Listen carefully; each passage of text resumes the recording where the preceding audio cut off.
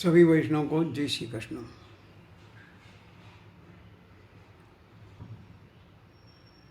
मर्यादा के बिना भोग मनुष्य को रोगी बनाता है। मर्यादा के बिना भोग मनुष्य को रोगी बनाता है। जो भोग है वो हमारे सुख के लिए नहीं है। भोग जो है हमारे सुख के लिए नहीं है, लेकिन भोग जो है हमारे इंद्रियों को,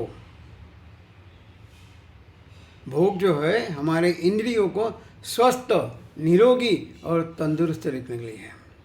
फिर से कहूँगा, भोग जो है हमारे सुख के लिए नहीं है, अपितु हमारे जो शरीर के इंद्रियों है उनको स्वस्थ, निरोगी और तंदुरुस्त रखने के लिए है। लेकिन क्या होता है, हमेशा हम भोग में इतने डूब जाते हैं कि हमारा जो अच्छा कहाँ है हमें पता नहीं चलता है। कहाँ गया है कि मानव जो है छोटी छोटी गलतियों से ही उसको ठोकर लगती है, और जो छोटी छोटी गलतियां हैं उन्हीं के ओर हमें ख्याल देना है। छोटी छोटी गलती से हम ठोकर खाते हैं, फिर भी हम इतने डूब जाते हैं कि हमें उसका भान नहीं रहता है। चाहे वो शारीरिक, मानसिक या आर्थिक भोग हो, उसमें मर्यादा होना बहुत जरूरी है। एक बार एक भंवरा बगीचे में घूमते घूमते फूलों के पास आया। फूलों की सुगंध में इतना मस्त हो गया, इतना डूब गया, उसको पता ही नहीं चला कि कब शाम हो गई और रात हुई। और फूलों के अंदर डूब गया, उसके अंदर सुगंध लेता रहा वो फूलों की, लेकिन उसमें वो बेहोश हो गया।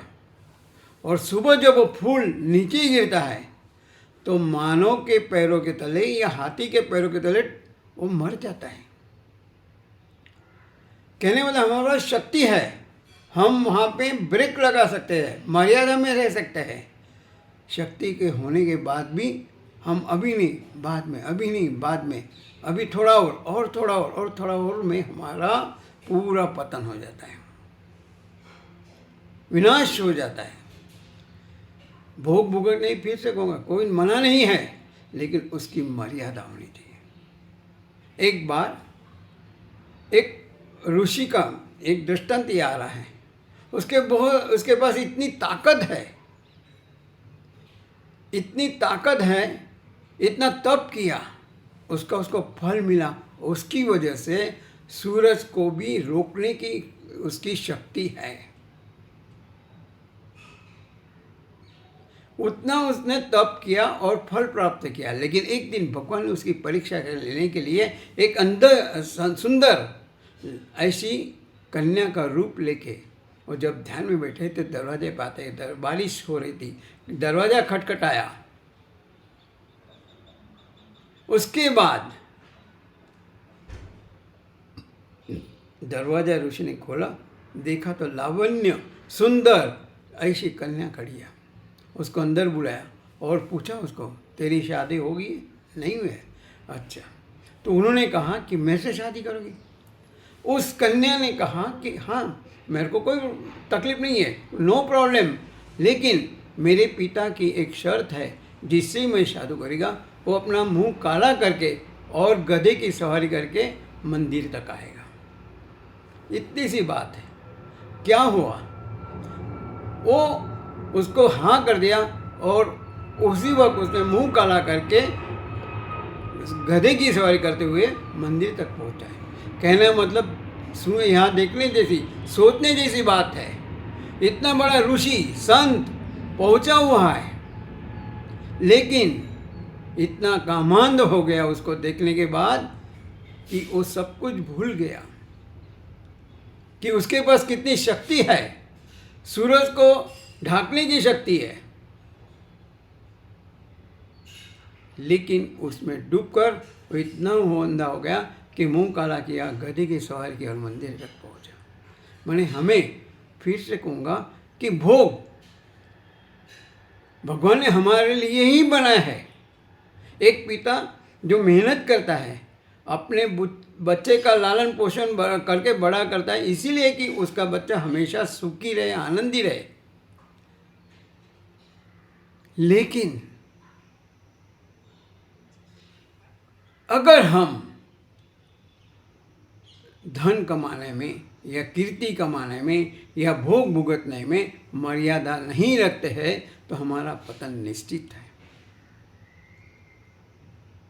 इसलिए हर एक चीज़ की एक मर्यादा होती है, उसे समझना है, जीवन में लाना है। इसीलिए हमारे ऋषि मुनि कहते हैं जब तक हम अपने मन को मक्कम करके हम कोई व्रत नहीं लेते हैं, उसके ऊपर हम अड़िग नहीं रहते, मन मक्कमता से उसको पाने के लिए प्रयत्न नहीं करते। क्योंकि कहा गया है प्रयत्न कोशिश करने वाली कभी हार नहीं होती है, लेकिन हम प्रयत्न ही नहीं करते। भगवान तो कहता है मैं बैठा हूँ तो खाली मुझे पुकार, हाथ मारता जा, काम करता जा, मदद तैयार है। काम करता जा, हाथ मारता जा, मदद तैयार है। हम काम भी नहीं करते, भगवान तो पुकारते ही नहीं है, हमेशा भोग में डूबे रहे, चाहे वो शारीरिक मानसिक आर्थिक कोई भी भोग में डूबे रहते हैं, दिन रात 24 घंटा उसी में डूबे हैं, तो हमें कहाँ से सफलता मिलेगी? ना कोशिश करता है, ना हाथ मारता है। इसीलिए कहा है कि जीवन में योगासन और प्राणायाम और आहार, इसके ऊपर हम जितना संयम रखेंगे, जितने हम मर्यादित रहेंगे, उतना हमारे जीवन को फायदा ही फायदा है। योग माने जुड़ना, भगवान से जुड़ना है। पहला शब्द तो ये है। जुड़ना माने कैसे? भगवान के लिए कुछ समय देना है। उस समय में हमें जब ध्यान, तो सत्संग, अच्छे विचारों का कलेक्शंस, सोचना, उसके ऊपर अमल करना, ये एक योग माने भगवान से जुड़ने का तरीका है। स्टेप बाय स्टेप आगे बढ़ना है। दूसरा बोले योग आसन, माने योग माने जो आसन है हमारे, क्या होता है, जब हमें तंदुरुस्त रहना है, हमारे दोनों पैर, हाथ और गर्दन, ये तीनों को हमें हिलाते रहना है। बहता पानी हमेशा निर्मल, स्वच्छ और शुद्ध रहता है, पीने लायक होता है। वैसे ही हमारा शरीर चलता रहता है तो हम भी तंदुरुस्त और निरोगी, स्वस्थ रह सकेंगे। जितना हम आलस करके बैठे रहेंगे एक जगह, ना हाथ हिलाएंगे, ना पैर हिलाएंगे, ना गर्दन हिलाएंगे, कुछ नहीं होगा। ये हमें जरूरी है। योगा आसन प्राणायाम भी उतना जरूरी है। और आहार तो ये हमारे जीवन का बहुत महत्वपूर्ण भाग है।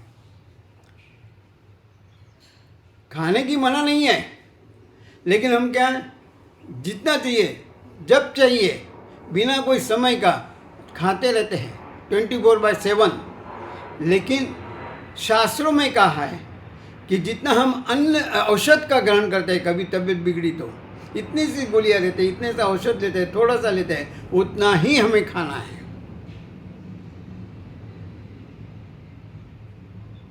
हमें खाने में ही नियंत्रण रखना है, मर्यादा रखनी है। जितना जरूर है उससे कम थोड़ा खाओ, फिर देखो कितना अपना शरीर सुदृढ़ रह सकता है। तन और मन दोनों तंदुरुस्त रहेंगे, निरोगी रहेंगे। सिर्फ हमें मन मक्कम करना है। इसीलिए ऋषि मुनियों ने यही कहा है कि हम अपना व्रत करेंगे हफ्ते में 15 दिन में एक बार, और उसके ऊपर अड़िग रहकर हमारा जीवन, हमारा तन मन निरोगी, स्वस्थ और तंदुरुस्त रखेंगे। भगवान हमें शक्ति दे, भक्ति दे। इसी शुभकामनाएं साथ सभी वैष्णवों को अनेक अनेक शुभकामनाएं। जय श्री कृष्ण।